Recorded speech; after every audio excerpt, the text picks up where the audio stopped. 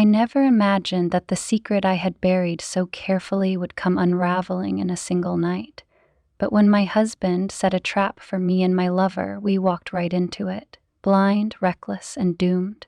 What happens when the game of betrayal turns against the betrayer? When the hunter becomes the hunted? That night, I learned that secrets are never truly safe, and the price of passion is sometimes more than anyone can afford to pay. Before we dive into this unforgettable story, make sure to subscribe for more gripping real-life tales and let me know in the comments, where are you watching from? I stared at the glowing screen of my phone, heart pounding so hard I could feel it in my throat. I know. 2 words. No context, no explanation, but they sent a chill through my entire body. My fingers trembled as I tried to type a response, but nothing I wrote felt right. What did he know? How much had he seen? A lump formed in my stomach as I turned to look at the man lying beside me, completely unaware of the storm about to crash down on us. The dim hotel room smelled of sweat and sex, the air thick with the remnants of our passion. My lover, Caleb, lay sprawled across the bed, the sheet barely covering his body. He was beautiful. Golden skin, tousled hair, the kind of effortless charm that made me forget who I was, what I had, and what I was risking. He had been my escape, my reckless indulgence in a life that had become painfully predictable. And now, that indulgence was about to cost me everything. "What's wrong?" Caleb's voice was groggy, laced with the satisfaction of a man who had just had his fill of pleasure. I clenched my phone, knuckles turning white. "I think my husband knows." That got his attention. His lazy expression hardened, his body tensing as he sat up. "What do you mean?" I turned the screen toward him, watching as his face went pale under the soft glow of the phone. His lips parted, and for a moment I saw something flicker in his eyes. Fear. Caleb had always been the confident one, the risk-taker, the man who assured me we would never get caught. But this message had just shattered that illusion. "Maybe it's nothing," he tried, forcing a smirk that didn't quite reach his eyes. Could mean anything. I wanted to believe that. I really did. But my husband Daniel wasn't the kind of man to play games. He was meticulous, calculating, a man who never made a move without a purpose. If he sent me those words, it meant something.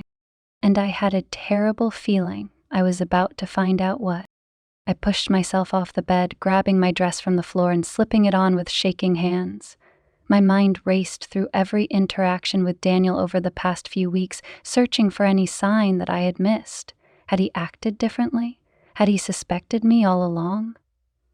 Was he watching me while I thought I was watching him? "We should leave," I whispered. Caleb frowned, running a hand through his hair. "Leave? And go where?" "Anywhere," I snapped, panic creeping into my voice. "I don't know, just not here." He exhaled sharply, rubbing his face as he swung his legs off the bed. Okay, just let's think for a second. If he really knows, wouldn't he have confronted you by now?" I swallowed hard. "Not if he's planning something." Caleb stood, pacing the length of the room, his bare feet silent against the carpet. He was trying to stay calm, but I could see the gears turning in his head, calculating our next move. But there was no next move, not really. The game was already over. A loud knock at the door made me jump. Caleb and I locked eyes, the unspoken fear crackling between us. A second knock, firm, measured. My blood turned to ice. I shook my head at Caleb, mouthing, "Don't answer it." But it was too late. "Open up, sweetheart," came the voice from the other side of the door, smooth, calm, familiar. "Daniel." Caleb froze. My heart nearly stopped. The door handle jiggled. "I know you're in there, darling," Daniel continued, his voice still terrifyingly steady. "You and your little friend." My knees nearly gave out. Caleb looked at me, panic flashing across his face. "What do we do?" he whispered. I had no answer. The third knock was harder, sharper, final. "We can talk, or I can let myself in," Daniel said. "Your choice." I sucked in a shaky breath. There was no way out, no way to pretend this wasn't happening. I could already feel the walls closing in, the careful house of lies I had built crumbling around me. Caleb squared his shoulders and moved toward the door, but I grabbed his arm. "No," I pleaded, my nails digging into his skin. "Please let me handle this." His jaw clenched, but he nodded. I turned toward the door, hands trembling as I unlocked it. The second I twisted the knob, it was pushed open, forcing me a step back. Daniel stood in the doorway, his tall frame casting a shadow over the room. He was dressed impeccably, as always. Crisp suit, polished shoes, every inch the powerful man he projected to the world. But it was his eyes that terrified me. They weren't angry. They weren't even hurt. They were amused. "Darling," he drawled, stepping inside like he owned the place. "Having fun?" I opened my mouth, but nothing came out. Daniel's gaze flicked to Caleb, assessing him like a predator sizing up prey. "So this is him," he mused, tilting his head. "The man who thought he could steal my wife?" Caleb straightened, attempting to look unfazed, but I could see the way his muscles tightened, the way his Adam's apple bobbed as he swallowed. Daniel smirked. "Relax," he said, walking further into the room. "I'm not here to fight. I already won." The confidence in his voice sent a shiver down my spine. "You see," Daniel continued, "I've been watching you two for a while now, and I must say, it's been quite the show, but the thing about playing with fire, darling," his eyes met mine, dark and knowing, "is that eventually you get burned." My stomach twisted. He pulled his phone from his pocket, tapping the screen before turning it toward me. A video started playing. I watched in horror as I saw myself on the screen, wrapped in Caleb's arms, lips pressed against his, tangled in sheets that were now stained with my betrayal. My knees buckled. Daniel caught my chin between his fingers, tilting my face up to meet his. "Smile for the camera, sweetheart," he whispered. "The real fun is just beginning." I wanted to scream, but it was already too late. I couldn't breathe. My body felt paralyzed, frozen between the past and present, between the heated passion I had shared with Caleb and the cold, merciless reality that Daniel now held in his hands. The video played in an endless loop, the sound of my own laughter, my whispered moans filling the silence between the three of us. I wanted to look away, but Daniel's fingers held my chin in place, his grip firm, almost possessive. My husband, the man I had thought was too busy, too detached to notice my growing restlessness, had been watching me all along. "You look beautiful in this," Daniel murmured, his voice low, dangerously soft. "I always knew you had a wild side, darling. Shame I had to see it this way." I flinched. His words weren't laced with fury nor sadness. They were soaked in something far worse. Control. Caleb shifted beside me, his breathing uneven. "All right, man," he said, forcing an easy, cocky smirk onto his face. "You've made your point. She and I, we screwed up. What do you want?"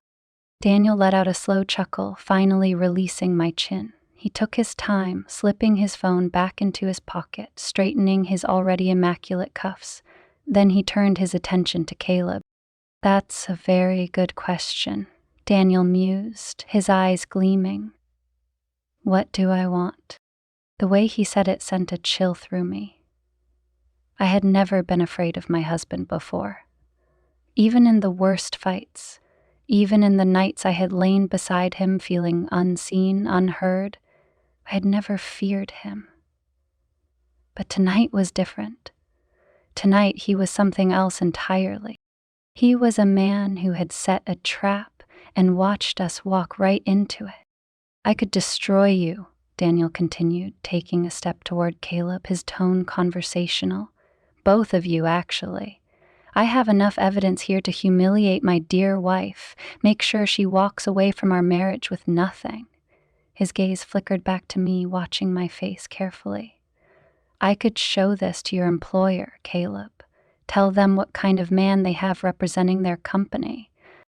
Caleb stiffened, his smirk finally cracking. You wouldn't I?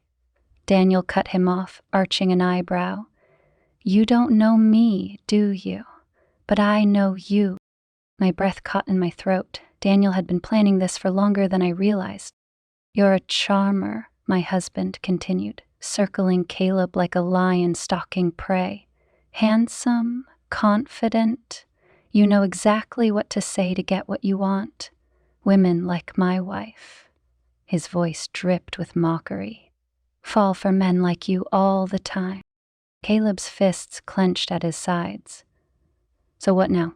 You ruin us? Drag us through hell just to prove a point? Daniel sighed dramatically. Oh, I could do that. But where's the fun in taking the obvious route? His gaze flickered toward me again, and my stomach twisted into knots. Please, I whispered, my voice barely audible. Daniel, let's talk about this. Talk about what, sweetheart? He smiled, his teeth flashing in the dim light. The fact that you've been sneaking around behind my back. The fact that I watched you fall apart in another man's arms. He stepped closer, lowering his voice. Do you have any idea what that did to me? Guilt churned inside me, a sickness I couldn't push away. I hadn't wanted to hurt him. I had just wanted to feel alive again. Daniel shook his head, as if reading my thoughts. You thought I didn't care anymore, didn't you? I opened my mouth, but nothing came out. He exhaled sharply, rubbing his temple like this was exhausting him. Here's the deal, he said, turning back to Caleb. You're going to leave, right now. And you're never going to contact my wife again. Caleb's eyes darted to me, hesitation flickering in them. I wanted him to fight for me, to stand his ground, to not abandon me in the mess we had created together. But instead, he sighed. Fine, he muttered. If that's what you want. Disappointment crashed over me like a tidal wave. Caleb had always been bold, reckless, the man who made me forget caution and consequence. But in this moment, he was just another man who knew when to run. Daniel smirked. Smart choice. Caleb turned to me one last time, his lips parting like he wanted to say something, but no words came. I knew, deep down, that this was the last time I would see him. Without another glance, he walked past Daniel and out the door. Silence. A different kind of silence than before. The kind that made the walls feel smaller, the air heavier. Daniel closed the door behind him, locking it. Then he turned to me. We need to talk, darling, he said, his voice eerily calm. My knees felt weak.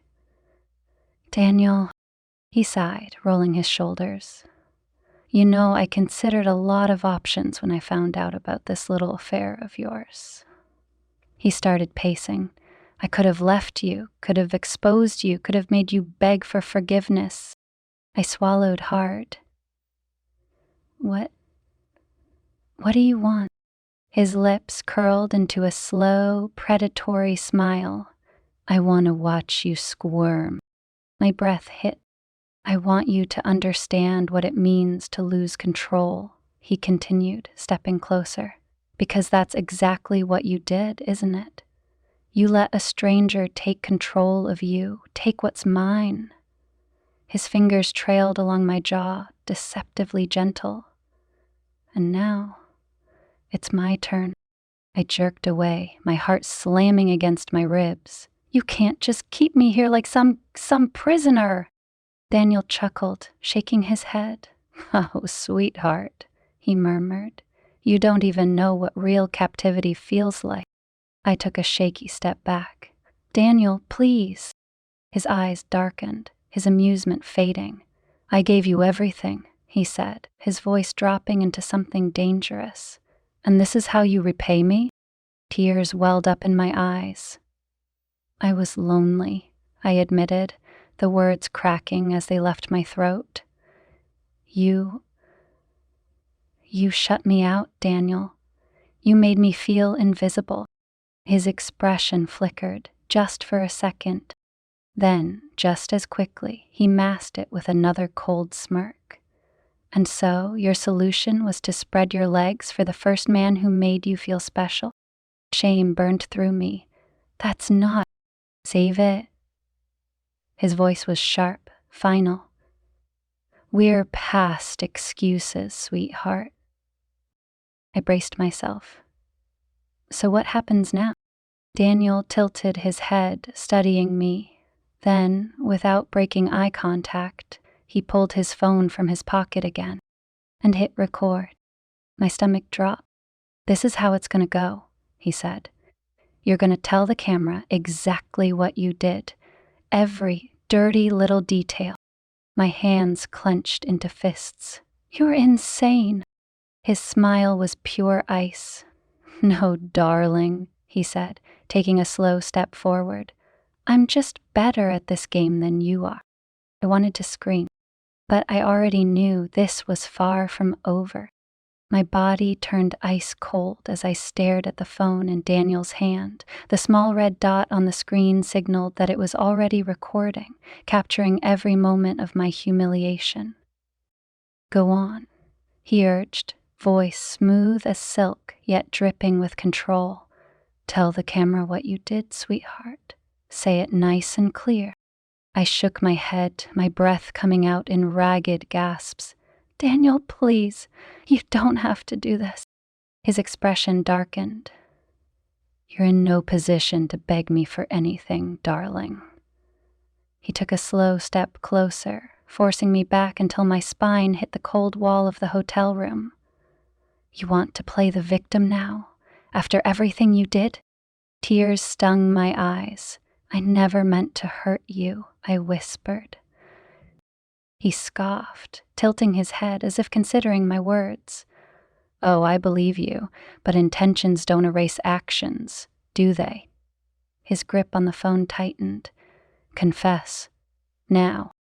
I pressed my lips together, my heart hammering so hard I thought it might burst. If I said the words, if I admitted everything on camera, he would have undeniable proof. Proof he could use however he pleased. Proof that could ruin me. I swallowed, my mouth dry as sand. "Why are you doing this?" His lips curled into a smirk, but there was no amusement in his eyes. "Because I want you to feel powerless, the way I felt when I found out about you and him." I shuddered. He wasn't just angry, he wanted revenge, and not the kind that ended in a messy divorce. He wanted me to suffer, to crawl, to lose everything the way he had lost me. "You should have thought about this before you spread your legs for another man," he murmured, stepping even closer. "Now, last chance, sweetheart, confess, or I'll make sure this video finds its way to every person you've ever known." A sob choked out of me. My mother, my friends, my career. He was serious, and that terrified me more than anything. I forced myself to take a deep breath, to think beyond the blind panic in my veins. If I played into his game now, I'd be under his thumb forever. He would own me, and I couldn't let that happen. I wiped my tears and lifted my chin. "No." His eyes flickered with surprise. "Excuse me?" I said no, I repeated, this time with more strength. "You want to punish me? Fine, but I won't give you this." His jaw tightened, the air between us crackling with tension. Then, suddenly, he laughed. A slow, chilling laugh that made my skin crawl. "I was hoping you'd say that," he mused, slipping his phone back into his pocket. "You always were stubborn. It's one of the reasons I married you." I swallowed, my pulse racing. "So what now?" Daniel took his time, adjusting his cufflinks as if this were nothing more than a business meeting. "Now we go home." My stomach twisted. "Home?" "Of course." He smiled, but there was nothing warm about it. "You think I'd let you go just like that? No, darling. We're far from done." I shook my head. You're insane." Maybe. He took a step back, gesturing toward the door. But you're coming with me, and you're going to play the perfect devoted wife until I decide otherwise. Panic clawed at my throat. You can't force me. He arched an eyebrow. Can't I? He pulled out his phone again, his thumb hovering over the screen, a silent threat. I trembled. He didn't have to force me. He already owned me. I had no choice. My vision blurred with unshed tears as I walked toward the door, my legs weak beneath me. Daniel opened it with a triumphant smirk, stepping aside to let me pass first. The second I crossed the threshold, I knew I wasn't walking out of this trap. I was walking deeper into it. The ride home was suffocating. Daniel drove in silence, his grip relaxed on the wheel, humming softly under his breath, like he had already won, and maybe he had. I sat stiffly in the passenger seat, my hands folded in my lap, my nails digging into my skin. Every now and then I glanced at him, searching for something, a crack in his facade, a sliver of the man I once knew. But all I saw was the cold calculation in his eyes.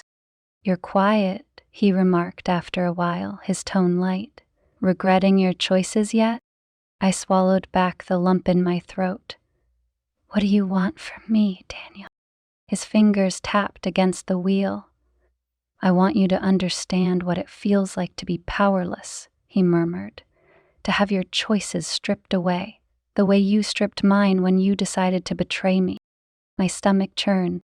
But don't worry, darling, he continued, flashing me a smirk. I'll give you just enough freedom to hope. That's what makes the game interesting, after all. I clenched my fists. You're sick, he chuckled, and you're unfaithful. I bit my lip to keep from screaming. The city lights blurred past us as we drove into the gated entrance of our home. The house looked exactly the same, but nothing about it felt the same anymore. The moment the car stopped, Daniel stepped out first, walking to my side and opening the door. After you, my dear, he said smoothly. I hesitated, then stepped out. The night air was cool, but I was burning inside. Daniel shut the car door and walked ahead of me, already knowing I would follow. I had no choice. Inside, the house felt eerily empty. Daniel locked the door behind us, slipping off his jacket and tossing it onto the chair. Welcome home, darling. I stood in the entryway, heart pounding. So what happens now? He smirked. Now? He stepped closer, his breath warm against my ear. Now, you're mine again, and you're going to play your part flawlessly. I turned to face him, anger replacing my fear. I will never love you again, I spat. Whatever you're trying to do, it won't work. Daniel didn't flinch. Instead, he leaned in, his voice dropping to a whisper. You don't have to love me, he murmured. You just have to stay. My breath hitched. He pulled back, smirking. Now, go get some rest, sweetheart. You'll need it. And with that, he walked away, leaving me standing there, trapped in a marriage I no longer recognized. A marriage I no longer controlled. But deep inside me, beneath the shame, the fear, the hatred, something else flickered. A spark. This wasn't over. Daniel thought he had me exactly where he wanted me. But he forgot one thing. A woman scorned doesn't stay trapped forever. She learns, she waits, and when the time is right, she strikes back. Sleep never came. I lay in bed staring at the ceiling, my body stiff, my mind racing. Daniel's words echoed in my head. You just have to stay. He thought he had broken me, that I would fall in line, play the perfect, remorseful wife, living under his thumb until he decided I had suffered enough. But he had underestimated me. I wasn't going to be his pawn. I was going to be his downfall. The moonlight slipped through the sheer curtains, casting a soft glow over the room, our room, the one I had once considered a sanctuary, where I had once felt warmth and love. Now it felt like a prison. Daniel lay on his side, his breathing steady, his body relaxed. He wasn't worried. He thought he had won. I turned slowly, watching him in the darkness. He looked the same sharp jawline, the same strong frame, the same composed expression even in sleep.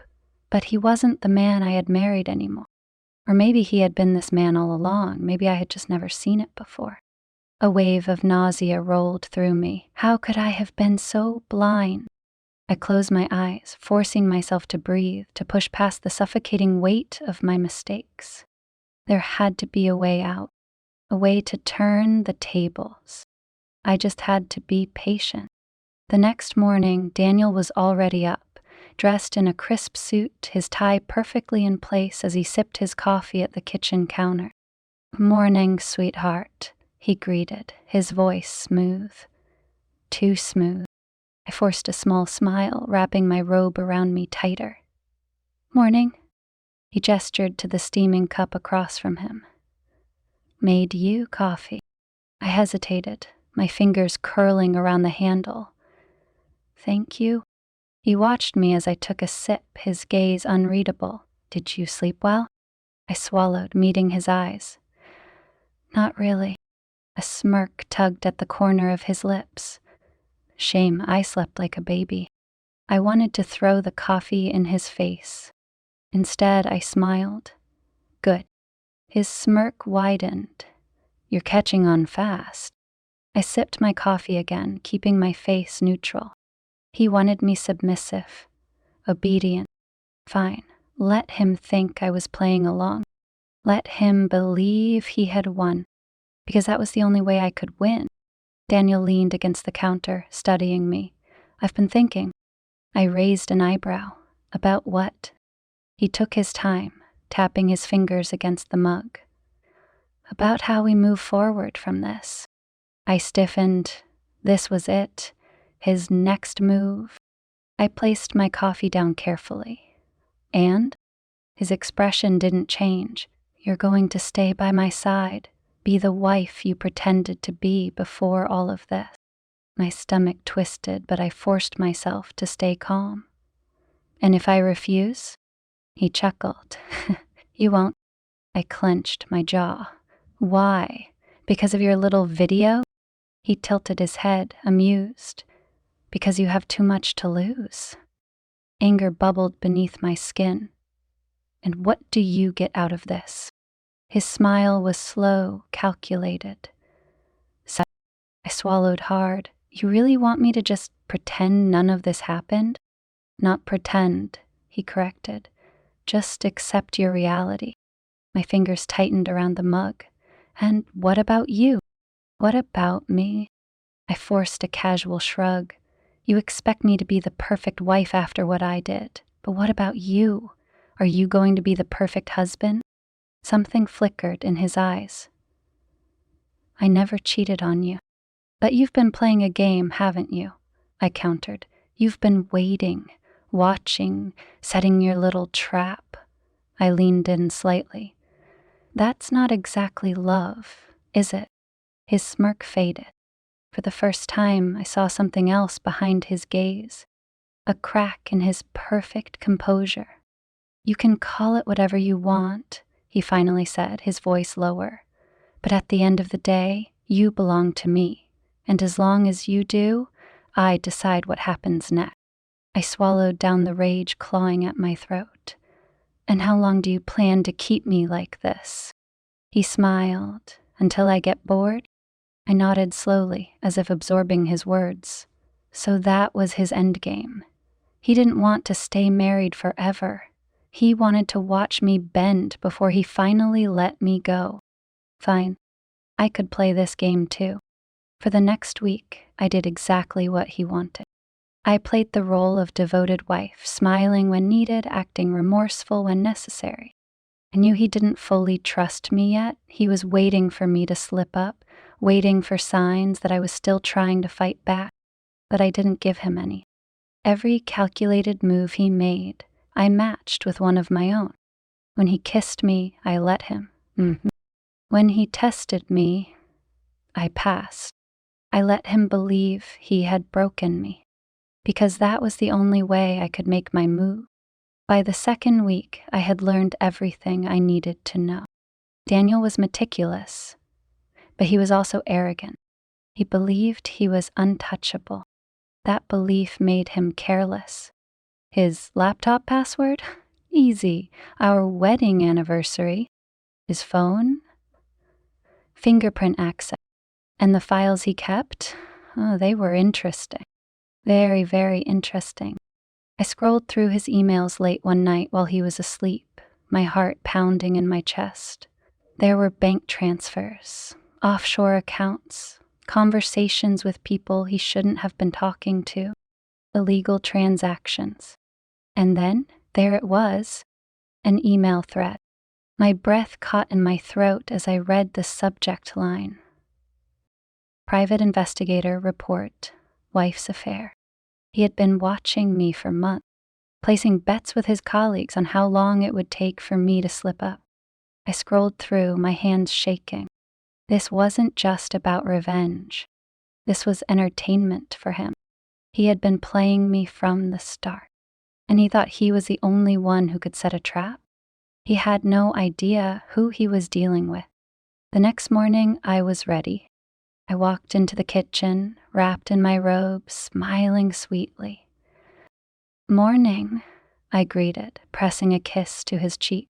He blinked, momentarily thrown off. "You're in a good mood." I poured myself coffee, humming.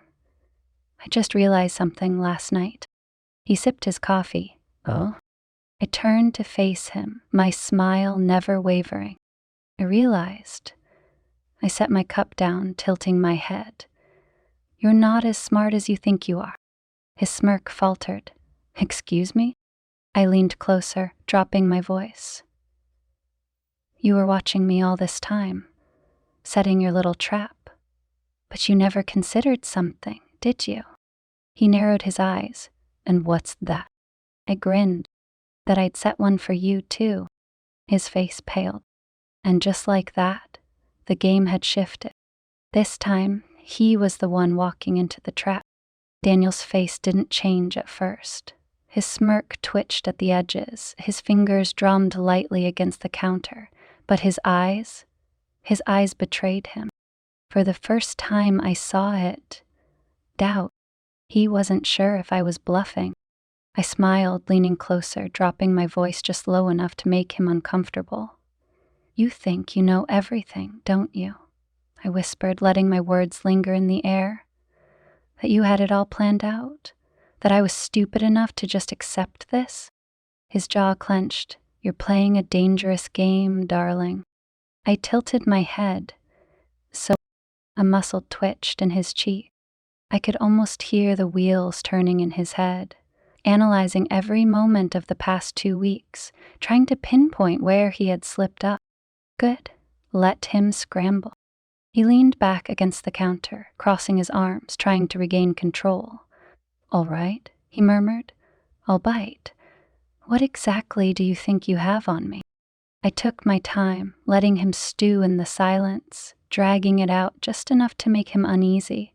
Then I casually reached for my coffee, took a slow sip, and placed the cup down before locking eyes with him. "You left a trail," I murmured. His fingers twitched. "I know about the offshore accounts," I continued, watching his expression carefully. "The dirty money, the, shall we say, less than legal business dealings." I tapped the counter thoughtfully. "Oh, and the little side bets you made about how long it would take before I cheated?" I let out a soft, cold laugh. "Did you really think you were the only one playing a game?" His breath hitched. It was subtle, but I caught it. "Checkmate." The mask was cracking. I stepped closer, feeling power shift in my favor for the first time in weeks. "You see, Daniel," I whispered. "You got sloppy, too confident, too arrogant." I leaned in until my lips were just a breath away from his ear. "And now, I own you." His entire body went still. Then, slowly, he exhaled through his nose, forcing a smile onto his lips. "You're bluffing." I smirked.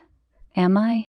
I took my phone from the counter and with a single swipe turned the screen toward him. His own email stared back at him. Attachments, screenshots, banking statements, private investigator reports. Everything. His face turned to stone.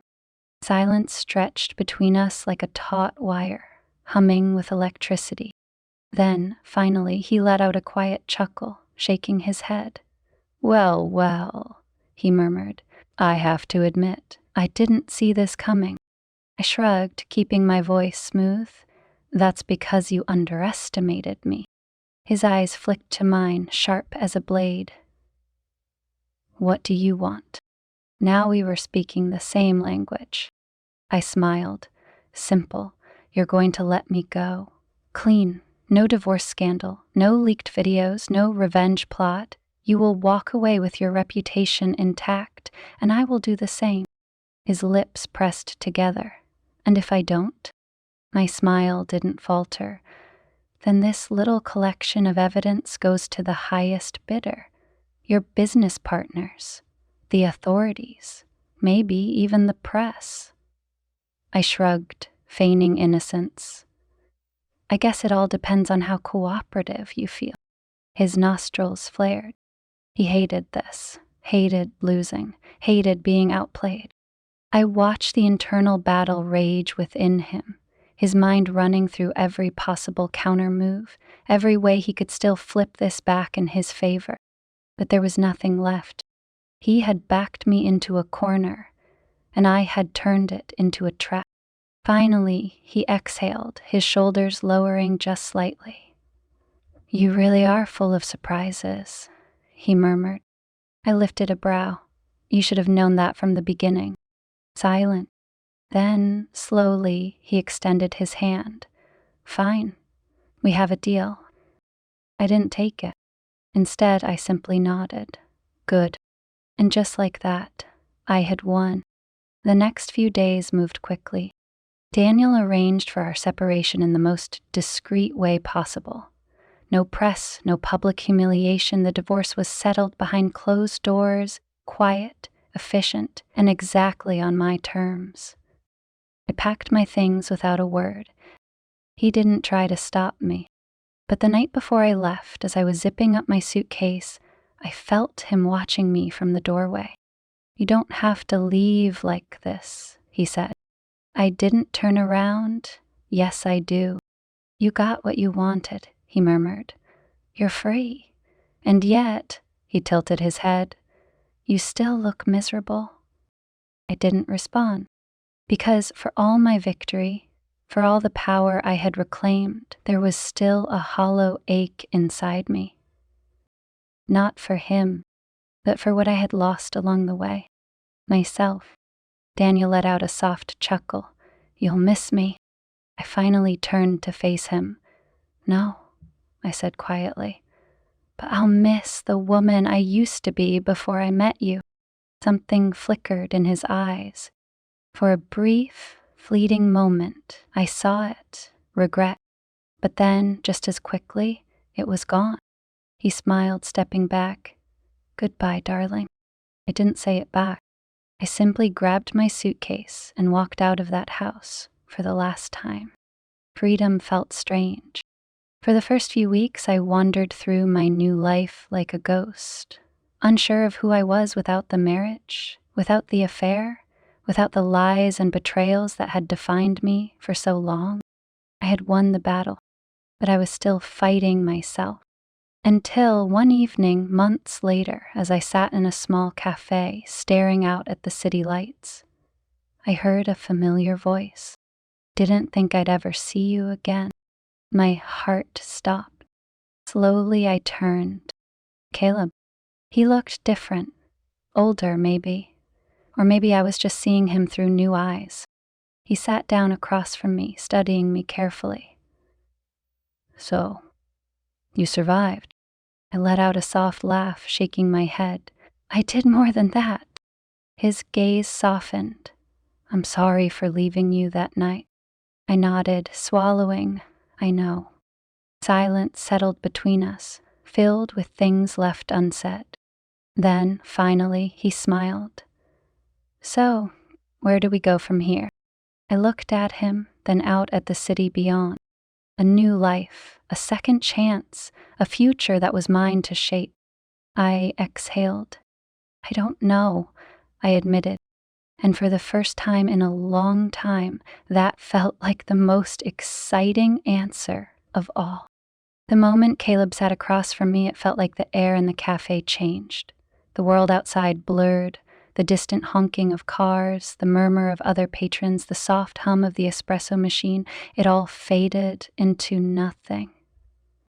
All I could focus on was him, Caleb, the man who had once been my escape, the man who had abandoned me the night my world collapsed. I studied him carefully. He looked the same, yet different. His jaw was sharper, his eyes darker, like he had seen things, lived through something difficult. Maybe we both had. I never thought I'd see you again, I murmured, fingers tightening around my coffee cup. Caleb leaned back in his chair, exhaling. Yeah, I guess life has a funny way of bringing people back together, huh? I let out a hollow laugh. Life didn't do this. You did. His lips pressed together. I deserved that. You deserve worse. A flicker of guilt crossed his face, and for a second, I let myself take pleasure in it. He abandoned me that night, left me alone with Daniel, with no way out. He was supposed to be my partner in crime, my lover, the one person who understood what I needed. Instead, he had walked away. You left me, I whispered, voice tight, and you never even looked back. He sighed, running a hand through his hair. You think I wanted to? I scoffed. I don't know, Caleb, did you? He clenched his jaw. I was scared, all right. I blinked, caught off guard by the sudden vulnerability in his voice. He exhaled, leaning forward, resting his elbows on the table. I wasn't ready for what happened that night.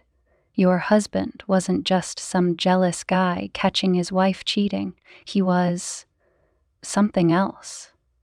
The way he looked at me, the way he talked, he wasn't just angry. He was enjoying it, like it was all some sick game to him. I swallowed hard, because it was. Caleb shook his head. And you? I could see it in your face. The second he showed us that video, the second he started talking, I knew he wasn't going to let you go. I held my breath, waiting. He glanced away, his fingers tapping restlessly against the table. And I knew I couldn't do anything to stop it. I wasn't some hero, I wasn't some knight in shining armor. If I stayed, I would have just made things worse. So you ran. He met my eyes. Yeah, I ran. Silence stretched between us. I hated him for it. I hated him for leaving me there, for not fighting for me, for letting me fall into Daniel's trap alone. But worse than that, I hated that I understood why he did it. I let out a slow breath. Why are you here now? Caleb hesitated. Then, finally, he said the words I wasn't expecting. Because I'm not running anymore. I frowned. What does that mean? His expression hardened. It means I know something, and you need to hear it. A chill ran down my spine. Daniel, Caleb said, his voice dropping lower, he's not done with you. My blood went cold. I swallowed. What do you mean? Caleb looked around, as if checking to see if anyone was listening. Then he leaned in closer. I don't know everything, but I know he's been looking into you, even after the divorce, even after he let you walk away. He hasn't actually let you go. I shook my head. That doesn't make any sense. He got what he wanted. He won. Did he? Caleb asked, his gaze dark. Think about it. He had you trapped. He had total control over you. And then, out of nowhere, you flipped the script on him. You outplayed him. You walked away first. I exhaled sharply, my hands gripping the edge of the table. Daniel, I had won the battle, but had I actually won the war? Caleb's voice was quiet but firm. Men like Daniel don't just let things go. He might have agreed to end things clean, but that doesn't mean he's moved on. He's watching you. Panic coiled in my stomach. How do you know this? Caleb hesitated. Then, finally, he pulled his phone from his pocket and placed it on the table. Because I got this yesterday. I stared at the screen. An email. No subject, no sender name. Just a single message. He doesn't belong to you. My breath caught. Daniel. He was still playing the game. I left the cafe with my mind racing. I had spent months rebuilding myself, reclaiming my life, convincing myself that Daniel was nothing but a bad memory. But he had never truly let go, and now he was reminding me of it. Caleb walked beside me, his hands shoved into his pockets.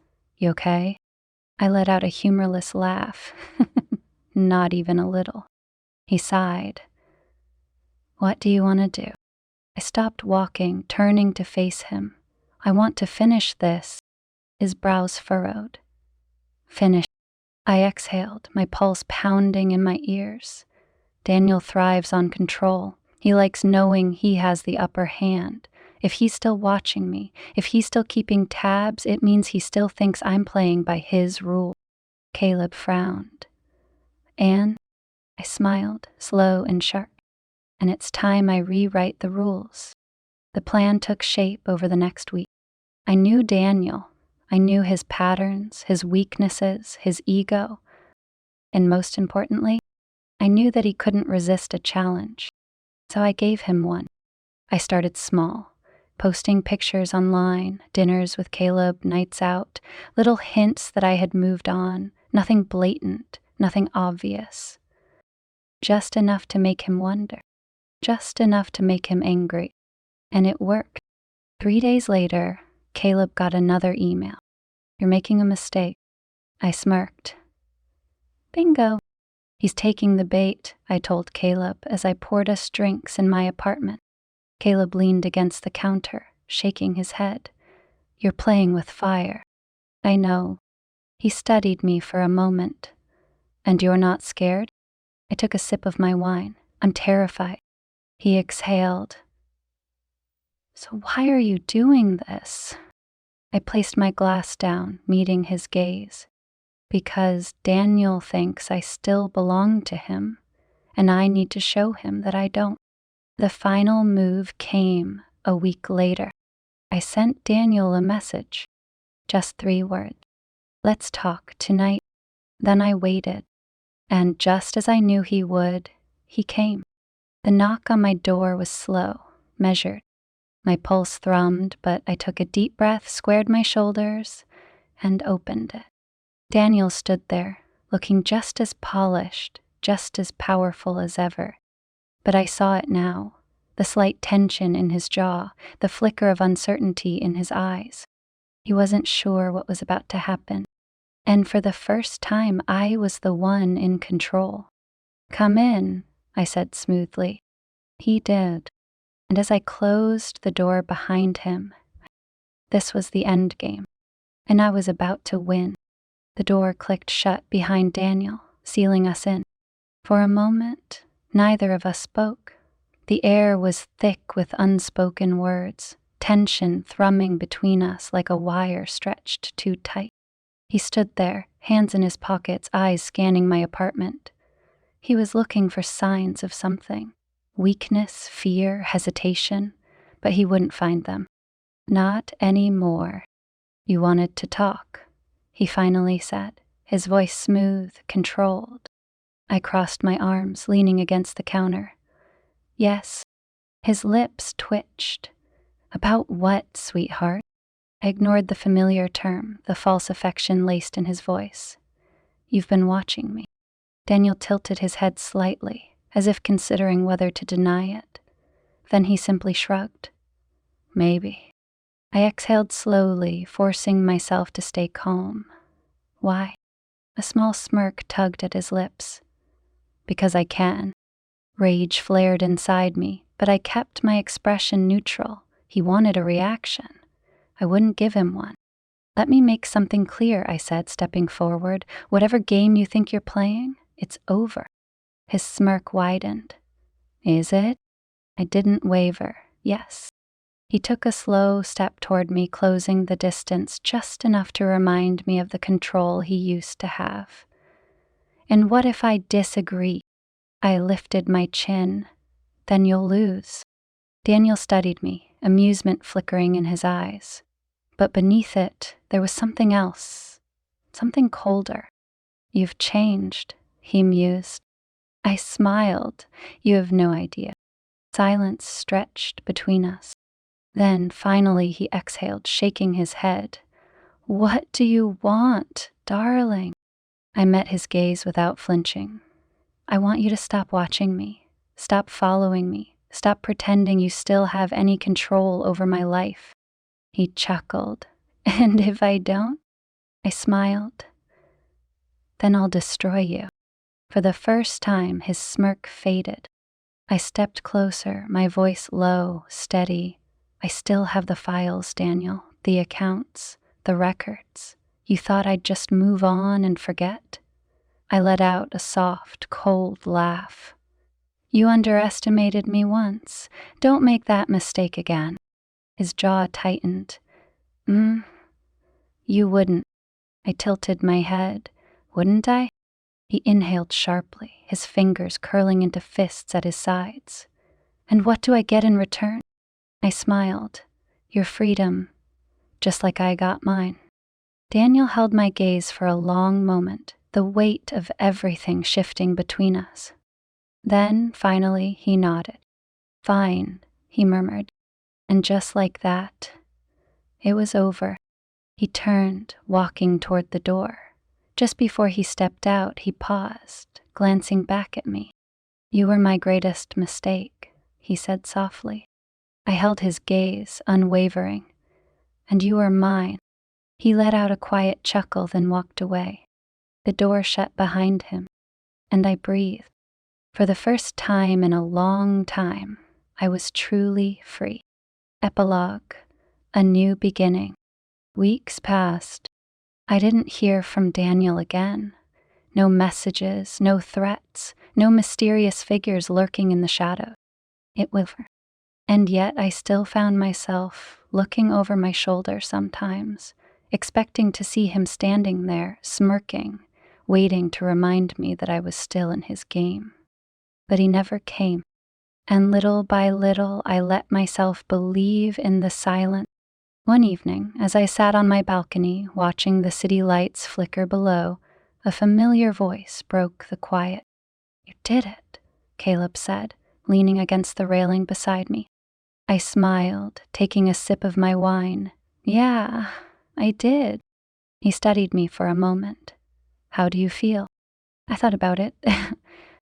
For so long, I had been running, fighting, surviving. But now, I exhaled, like I finally get to start over. Caleb nodded. "So what happens next?" I turned to face him, a small smile playing on my lips. "Whatever I want." And for the first time in my life, I meant it. The city stretched out before me, glittering under the night sky. A cool breeze rolled through the balcony, lifting the edges of my silk robe as I leaned against the railing. It had been weeks since Daniel had left my life for good. Weeks since I had reclaimed my power, rewritten the story he thought he had control over. But there was still a lingering shadow. Not of him, but of everything he had left behind. Freedom was strange. I had spent so long trapped in games of control, deceit, and betrayal that I almost didn't recognize my own life now. The silence was unfamiliar. The peace felt unnatural, like something waiting to be disturbed. Caleb sat across from me, his beer resting on the glass table between us. He had been here, in the background, watching, waiting, never pushing. He had walked away once, but somehow he had found his way back, and I let him. "You're thinking too hard," he said, breaking the quiet. I smiled, taking a sip of my wine. I guess old habits die hard. He leaned back, stretching his legs out in front of him. You don't have to look over your shoulder anymore, you know. I exhaled slowly. I know, but did I? Daniel had disappeared. He had agreed to let me go. But men like him, they never really lose. And that's what unsettled me. I turned to Caleb. Do you ever wonder if he's still watching? Caleb's face darkened. If he was, he'd be making a mistake. Would he? I murmured. He has nothing left to lose. He has everything to lose, Caleb corrected, because he knows now that you aren't scared anymore. I studied him carefully, the way his jaw tightened slightly when he spoke about Daniel. There was something deeper there, something unfinished. Caleb, I said softly, placing my wine glass down, what aren't you telling me? He hesitated. Then, slowly, he pulled out his phone and slid it across the table. I frowned, picking it up. A message from an unknown number. Just one sentence. He was never yours to protect. Ice trickled down my spine. I looked up at Caleb, my hands tightening around the phone. When did you get this?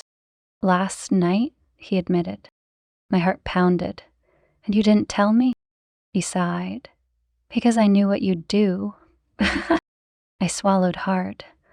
What would I do, Caleb? He met my gaze, unwavering. You'd go looking for him. A heavy silence stretched between us. Because he was right. I had spent so long playing Daniel's game, fighting for my own survival, that a part of me didn't know how to stop. Caleb leaned forward, resting his elbows on his knees. You won, all right. You don't need to go back. I inhaled shakily. But if he's still watching, then let him watch, Caleb interrupted, his voice firm, because that's all he can do now.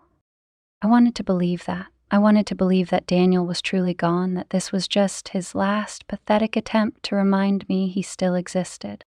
But something in my gut told me this wasn't over. The next morning, I sat in a quiet cafe, the same one where Caleb had first warned me about Daniel. I wasn't running, I wasn't hiding. I was waiting, and Daniel knew it. I stirred my coffee absent-mindedly, watching the door. Every time it opened, my heart skipped. Then, finally, he came. Daniel walked in, looking exactly as he always did. Sharp suit, perfect posture, that same arrogant smirk tugging at the corner of his lip. But there was something off. He wasn't as confident as he had been before. There was hesitation in his steps, something almost careful about the way he moved.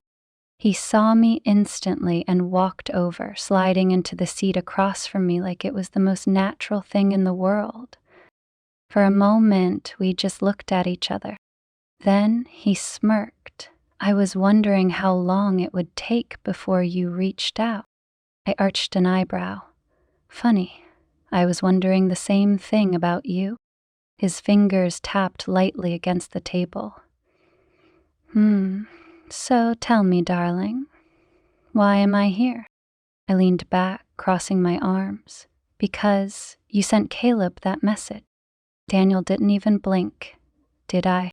I tilted my head. I think you want me to be afraid. I think you want me to believe that you still have some kind of power over me. He chuckled, shaking his head. No, sweetheart, I already told you. You were my greatest mistake. I didn't flinch. And yet, here you are. His smirk faded just slightly. I exhaled, placing my hands on the table. Let me make this clear, Daniel. Whatever game you're still trying to play, it's over. You don't own me. You never did. And if you ever try to threaten me again, I leaned in, voice dropping to a whisper, I will burn your entire life to the ground. His jaw tightened, but he didn't speak. I smiled sweetly. Are we clear? Silence. Then, slowly, Daniel exhaled, and for the first time he looked at me like he had lost. He stood up, adjusting his cuffs. "I'll admit, you turned out to be more interesting than I thought." I lifted my coffee cup. "And you turned out to be weaker than I thought." His smirk twitched. Then, without another word, he turned and walked out of my life. For good. That night, I sat on my balcony again, the city lights stretching into the distance. I had won, not just against Daniel, but against who I used to be. I wasn't the woman who had fallen into an affair. I wasn't the woman who had been trapped in a loveless marriage, desperate for escape. I was something else now, something stronger. Caleb stepped onto the balcony, beer in hand. He leaned against the railing, watching me carefully. "Is it over?" he asked. I smiled, looking out over the skyline. "Yes," I whispered. "It's finally over." And for the first time in a long, long time, I truly believed it. Freedom. The word lingered in my mind, rolling through my thoughts like a slow, steady tide. I was free, truly, completely, irrevocably free. And yet, as I sat on my balcony, watching the city hum beneath me, I realized something strange. Freedom didn't feel the way I thought it would. For so long, I had been running from my marriage, from my mistakes, from the choices I had made that led me down a path I could no longer escape. I had thought that once Daniel was gone, once I had outplayed him, outmaneuvered him, beaten him at his own game, I would feel weightless. But now, sitting here, with nothing left to fight against, I only felt empty, losing myself to find myself. I had spent years trying to be the perfect wife, the picture-perfect woman beside the picture-perfect man, the one who smiled at business dinners, who dressed in elegant gowns and nodded along as Daniel spoke about things that never really mattered to me. And when that life became unbearable, when I felt invisible in my own marriage, I had run into the arms of another man. Caleb had been excitement, passion, the thrill of the forbidden. He made me feel wanted in ways Daniel never had, and for a time, I let myself believe that he was the answer, that he could fix what was broken inside me. But that was a lie, because no one else could fix me. Only I could do that. I had left one cage and thrown myself into another, thinking that love or lust or attention from someone new would somehow erase the loneliness I had buried deep inside me. But love wasn't supposed to be an escape. It wasn't supposed to be a bandage over an open wound. And now, after everything, after all the battles I had fought and won, I was left with only myself. And that was terrifying, the ghosts of the past. Even though Daniel was gone from my life, his voice still echoed in my mind. "You were my greatest mistake. You just have to stay. You think you're free." I clenched my jaw, pushing those memories away. I had spent so long being defined by men, by my husband, by my lover, by the choices I had made because of them. I didn't want to be that woman anymore. I didn't want to be anyone's possession. I wanted to be mine. And yet, a part of me wondered, was it even possible? Could I truly leave behind the woman who had been so desperate to be seen, to be wanted, to be loved, that she had burned everything to the ground just to feel alive? Or was that woman still inside me, waiting for the next fire? The price of betrayal. I had paid for my choices in ways I hadn't even begun to fully understand. I had lost a marriage, not that it had ever really been a happy one. I had lost Caleb, because even though he had come back, something between us had shifted. The thrill was gone. The affair that had once felt so intoxicating had turned into something bitter, something that left an aftertaste I couldn't ignore. I had lost a version of myself that I would never get back. And maybe that was a good thing. Maybe I had needed to lose her. But that didn't mean it didn't hurt. Reclaiming my power. The biggest lesson I had learned: power isn't about control. Daniel had spent his whole life controlling everything: his image, his marriage, his business, me, and in the end, he had nothing left. Power isn't about winning a game or trapping someone in a cage they can't escape. Real power is walking away. Real power is choosing yourself even when it terrifies you. Real power is forgiving yourself for your mistakes and refusing to let them define you. And that's what I was going to do. I wasn't just going to survive. I was going to live a future that belongs to me. I didn't know what came next. For the first time in my life, there was no plan, no carefully calculated path laid out for me. And that was the most freeing thing of all. Maybe I would fall in love again.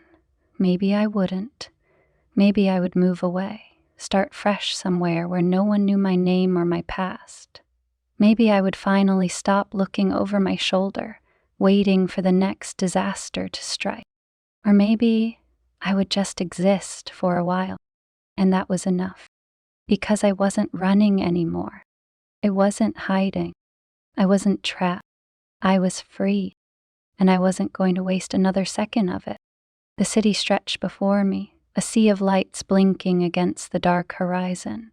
The world kept moving, as it always had, as it always would. But I was different now. For the first time in my life, I was untethered. Not a wife, not a mistress, not a pawn in someone else's game. Just me. And yet, as I sat on my balcony for what felt like the 100th night in a row, a strange sense of finality settled over me. This chapter of my life was closing, and it was time to say goodbye. Saying goodbye to the woman I had spent years living for other people. For Daniel, trying to be the perfect wife, molding myself into the image of what I thought a man like him wanted, flawless, poised, devoted.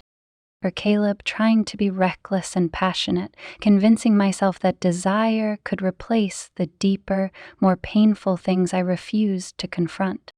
But now, I owed it to myself to be someone new.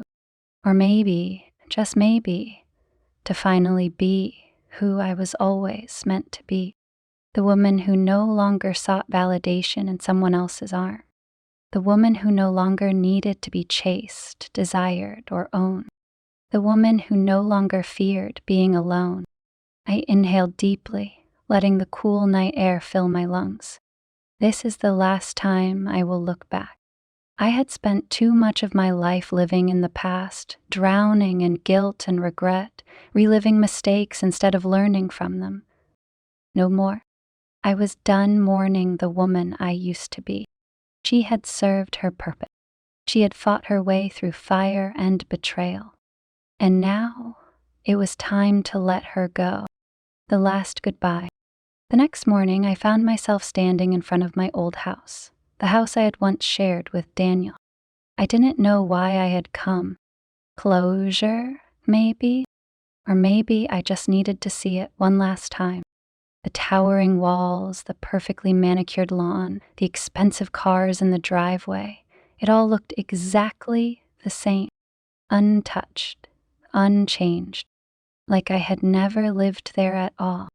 I wasn't sure what I expected: for Daniel to step outside, for the house to somehow acknowledge that I had once bled my soul into its walls.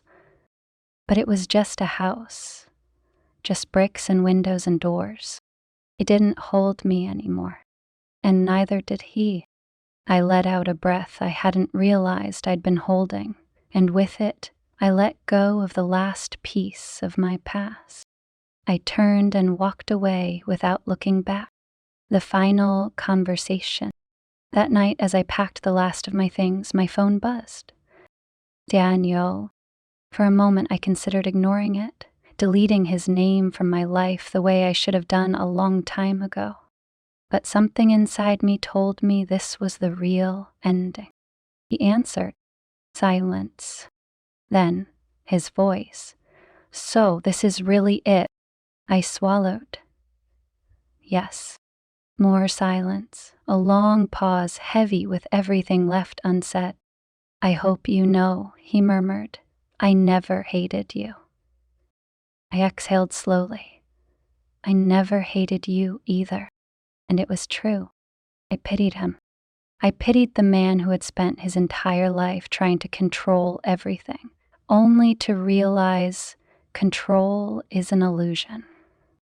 I pitied the man who had lost me long before I ever cheated on him. I pitied the man who still believed that winning a game was more important than truly living. Take care of yourself, Daniel, I said softly. I heard him inhale sharply, but he didn't say another word. And then I hung up. I deleted his number. And just like that, he was gone. A new journey. The next morning, I boarded a plane. A one-way ticket, no return flight. No safety net. I wasn't running anymore. I was starting over. And as the plane took off, leaving behind the city that had been both my prison and my battlefield, I closed my eyes and made myself a promise.